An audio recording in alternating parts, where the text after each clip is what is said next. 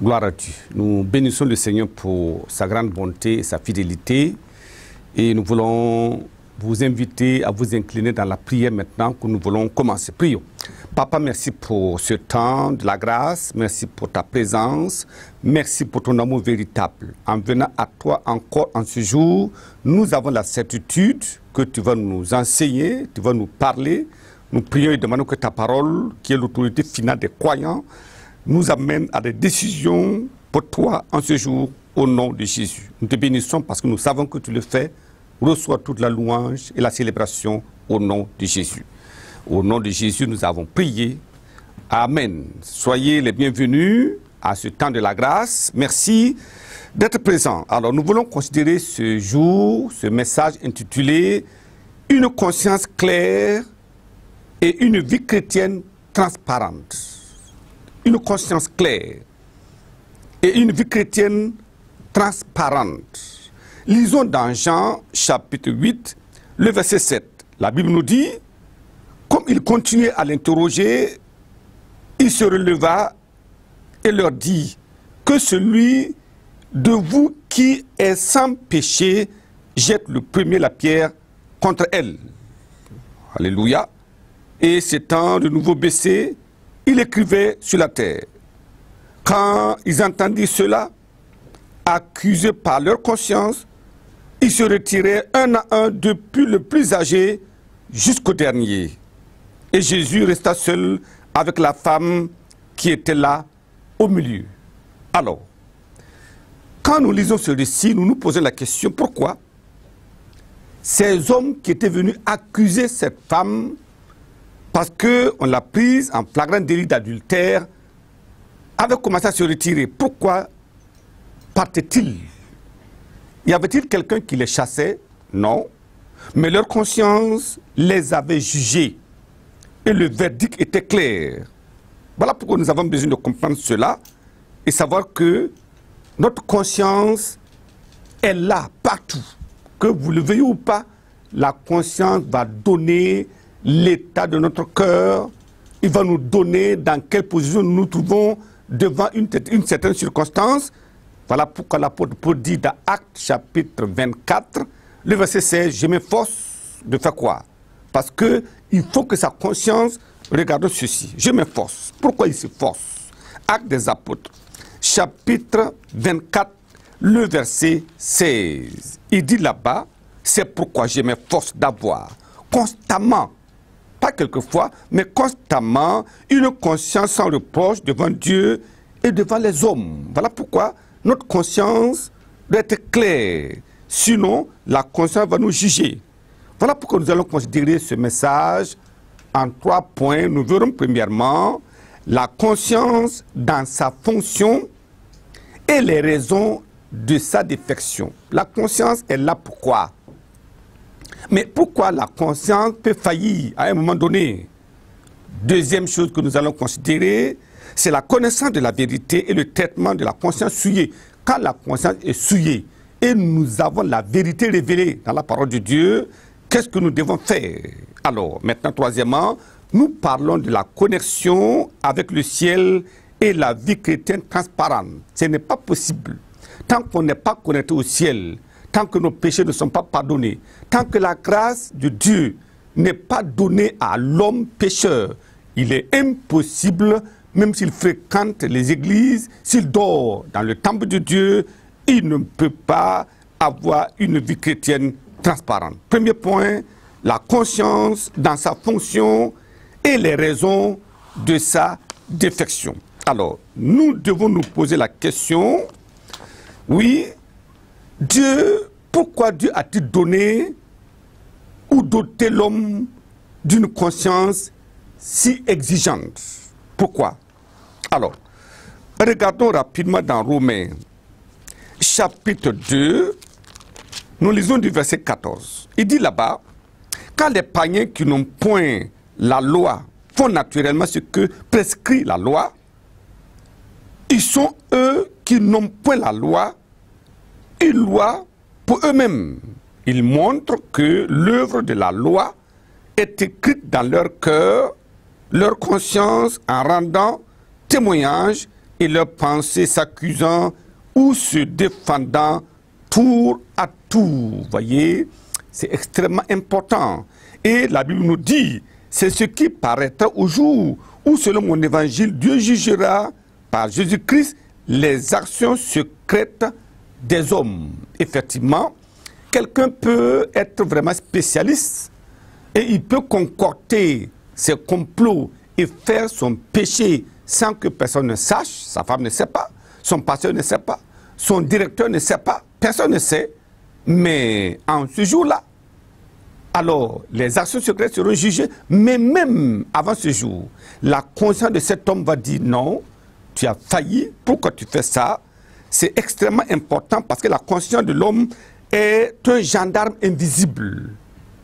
C'est un policier qui veut mettre de l'ordre. Quand nous allons à gauche, il dit non, non, non, c'est pas normal. Quand nous voulons brûler le feu, il dit non, nous sommes en train de brûler le feu. Donc la conscience va dire, ce que vous êtes en train de faire n'est pas normal. La Bible nous dit, dans Romains chapitre 2, verset 21, il dit là-bas, verset 21, « Toi donc qui enseignes les autres, tu ne t'enseignes pas toi-même. Toi qui prêches de ne pas dérober, tu te robes. Toi qui dis de ne pas commettre l'adultère, tu commets l'adultère. Toi qui as en abomination les idoles, tu commets le sacrilège. » Voyez? Alors, nous pouvons faire semblant d'être juste devant les hommes, mais la conscience nous dira que nous sommes injustes. Nous pourrons justifier une position devant les hommes, mais la conscience serait là pour dire non, ce n'est pas normal ce que tu es en train de faire. Et voilà pourquoi beaucoup de personnes dans certaines fonctions, voyez qu'ils vont s'adonner à l'alcool, à la cigarette, pour tenter de tuer leur conscience parce que leur conscience les gronde. C'est pour cela la loi de Dieu est écrite dans le cœur de l'homme. Et c'est pour ça, sans même connaître la Bible, dans l'intérieur de l'homme, l'homme peut faire la différence entre le bien et le mal parce que tout est écrit par le doigt de Dieu dans le cœur de l'homme, ce qu'on appelle la conscience de l'homme. Alors, voyez, la conscience de l'homme a 4 fonctions fondamentales dans la vie, oui, dans la vie de l'homme. Premièrement, c'est approuver les bonnes actions, les bonnes paroles, les bons désirs. Comment? À travers une paix intérieure, à travers une joie que la personne ressent. Ça veut dire que la conscience est d'accord, il n'y a pas de tristesse, pas de confusion à l'intérieur. Nous avons la paix, ça veut dire que la conscience approuve ce que nous faisons. Deuxième chose, oui, c'est désapprouver les fautes de l'homme et ses manquements. Par quoi? Par la disparition de la paix et de la quiétude. Lorsque, sans que personne ne vous dise quelque chose, vous perdez votre paix, vous n'êtes plus dans la quiétude, dans la tranquillité, ça veut dire que votre conscience est tentée de dire, ah non, attention, ne va pas là-bas. Troisième chose, c'est accuser l'homme quand il reste sourd à ses avertissements. La conscience va dire non, ne va pas à gauche, ne dis pas ça, ne fais pas ça.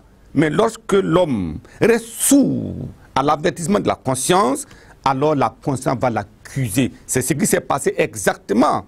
Ces hommes et ces femmes commettaient aussi l'adultère, ils mentaient, ils volaient, ils trompaient, mais ils ont pris une femme en flagrant délit d'adultère et ils sont en train de l'accuser, mais leur conscience a dit, mais toi tu ne vaux pas mieux que celle-là. Voilà ce que tu as fait, voilà ce que tu as fait, est-ce que tu peux jeter une pierre contre elle? Et alors ils ont commencé à se retirer. Ça c'est la fonction de la conscience. Quatrièmement, c'est condamner l'impénitent. Oui, qui par persistance continue dans le mal. Ça veut dire que en ce moment, la conscience condamne. Tu es dit de mort. Tu n'as pas le droit de vivre. En ce moment-là, la conscience condamne et désormais ne parle plus. Et alors, on dit que la conscience est morte.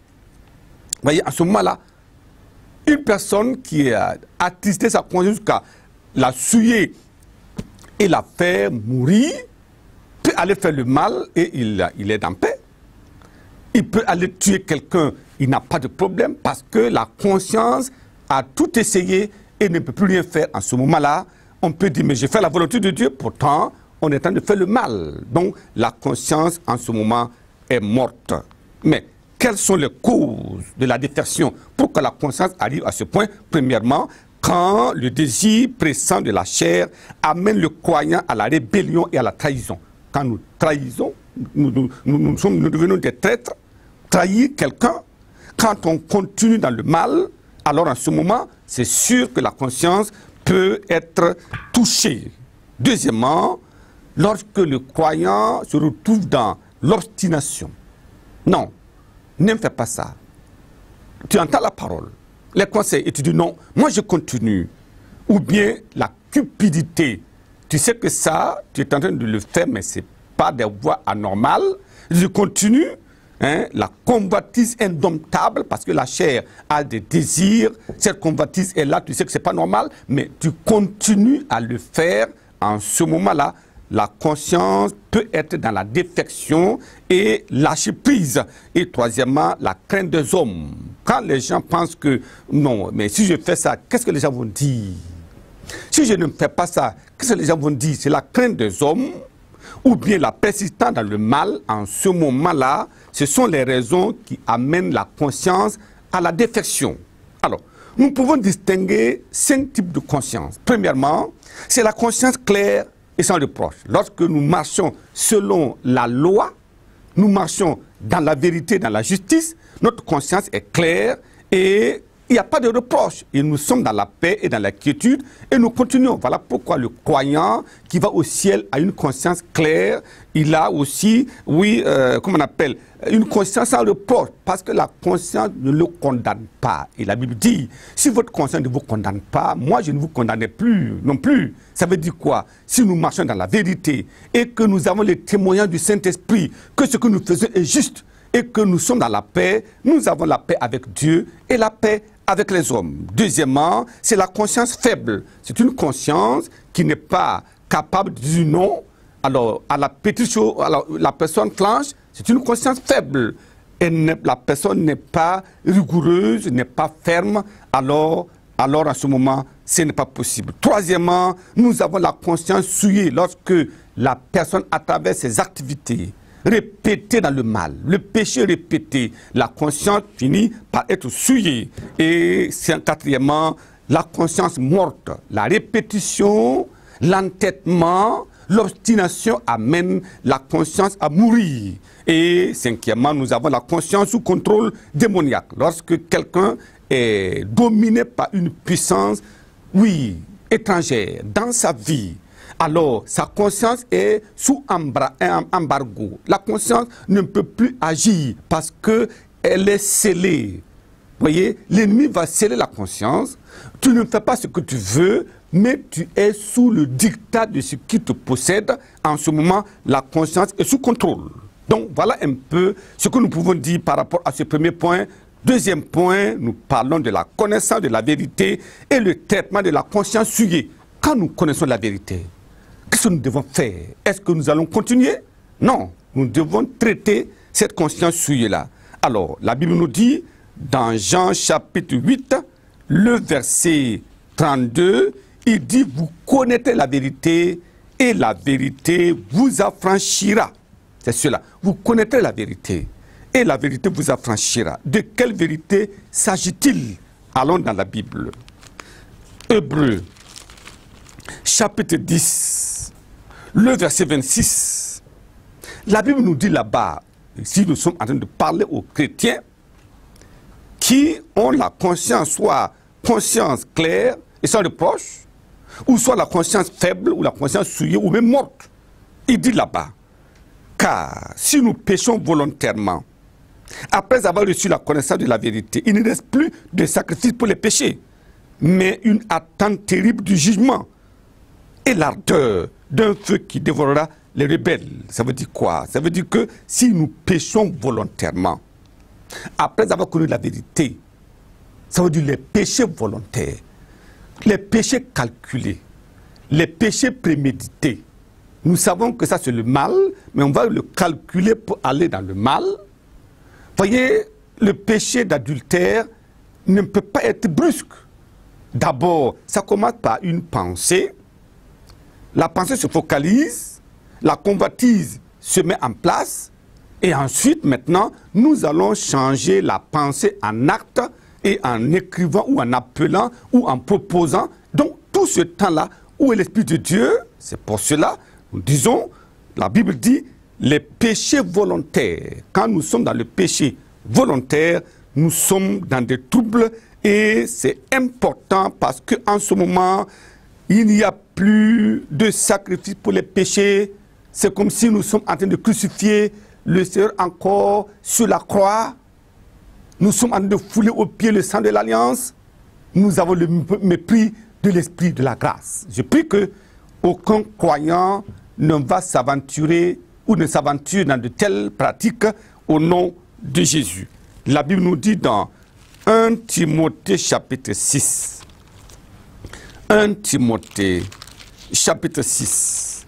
Nous lisons le verset 9. 1 Timothée chapitre 6 verset 9. Il dit, mais ceux qui veulent s'enrichir tombent dans la tentation, dans le piège et dans beaucoup de désirs insensés et pernicieux qui plongent les hommes dans la ruine et la perdition. Car l'amour de l'argent est une racine pour tous les maux.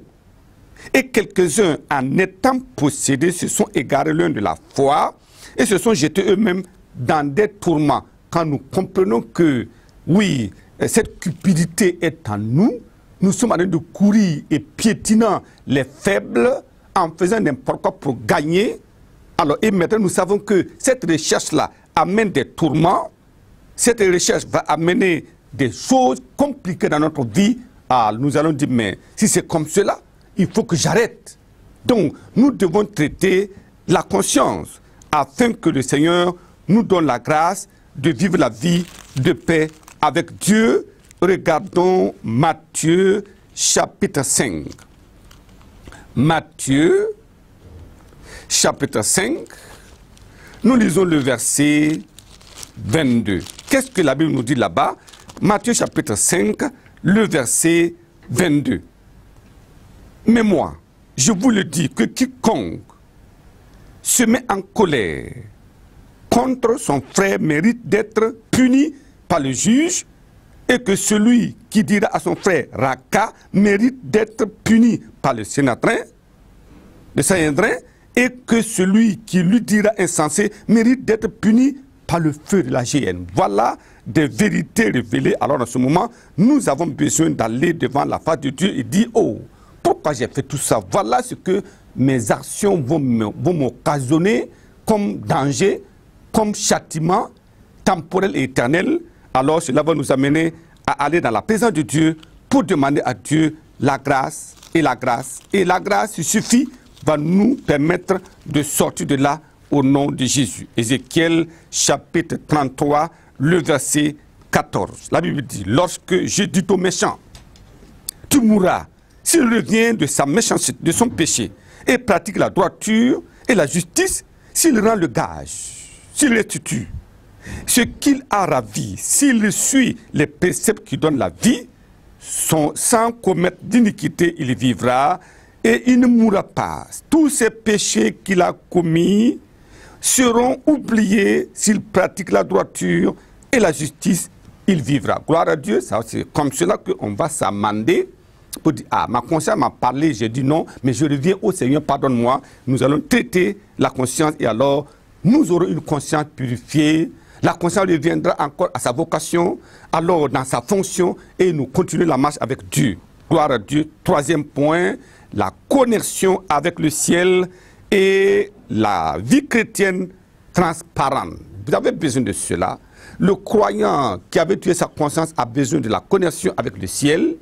Le pécheur qui a la conscience morte a besoin de venir se connecter au ciel afin qu'il y ait un traitement radical. Parce que la connexion avec le ciel opère une transformation de l'homme tout entier. Oui, âme, corps, esprit. Et c'est une libération de l'empire de Satan et de la mort. Romains chapitre 8. Quand vous êtes dans ces choses-là, vous arrivez à ce point-là, alors vous sentez que quelque chose s'est passé. Un miracle s'est accompli. La condamnation, l'accusation, tout cela est parti, la culpabilité est partie, parce que la repentance amène la faveur de Dieu, la grâce de Dieu, quelles que soient les montagnes de notre péché, ce que nous avons fait commis, lorsque nous nous soumettons à la parole de Dieu, nous nous humilions devant lui en disant, Seigneur, c'est moi qui ai fait ça, c'est moi qui ai dit ça, c'est moi qui suis l'auteur, ce n'est pas quelqu'un, c'est moi. Oh Seigneur, peux-tu me pardonner?